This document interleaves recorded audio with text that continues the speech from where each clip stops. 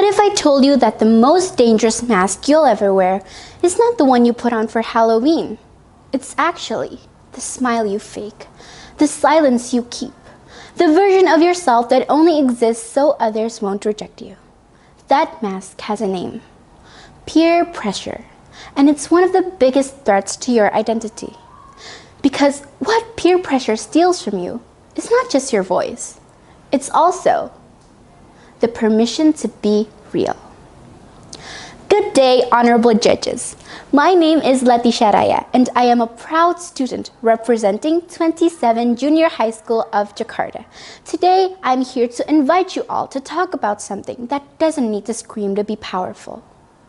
It whispers, it stares, it dares.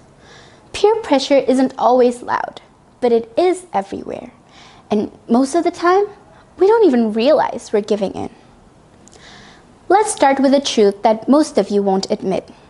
We all have faked something just to fit in. A laugh we didn't mean, a decision we didn't want, a sure win meant no. In fact, studies show that 9 out of 10 teens have been influenced by their peers at least once, often in ways that contradict their values. Here's an even more shocking fact. Over 70% of teen smokers says that they started because their friends did. Now, you may be asking, why is fitting in so powerful that we'll betray ourselves to do it? Let's go back to a famous psychological experiment by Solomon Asch. Participants were asked to identify matching lines on a board. The answer was obvious. But when others gave the wrong answer on purpose, 76% of people conformed, just to avoid standing out. They chose being accepted over being correct. Sound familiar?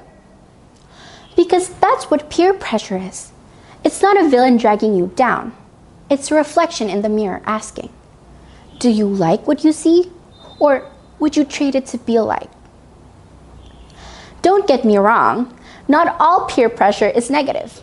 There's also such thing as positive peer influence. Think of a friend who motivates you to study harder, join a school club, and volunteer for something good. According to studies, constructive peer pressure can actually improve your emotional well-being and confidence. So yes, peer pressure can build us up, but too often, it breaks people first.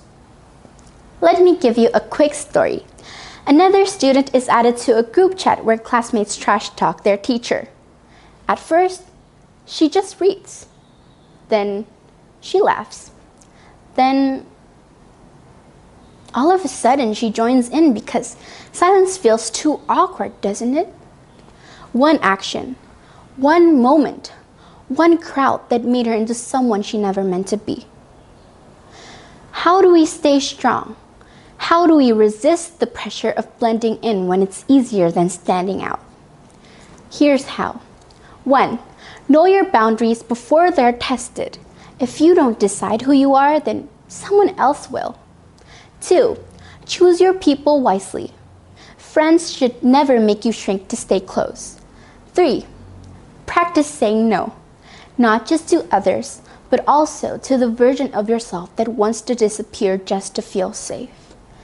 And here's the most important part. You don't owe anyone a version of yourself that does not feel true. Not for popularity, not for approval, not for survival. So the next time someone says, come on, just try it, you can say, no, thank you. I've tried something better. I tried being myself. Let peer pressure be the pressure that polishes you, not the weight that breaks you down. To the judges, thank you for your attention and for giving a young voice like mine the chance to be heard. And to all of my fellow students, my peers, I hope this speech reminds you that you don't have to trade the truth just to belong. And to all of you listening today, I leave you with this. The world doesn't need another copy of someone else.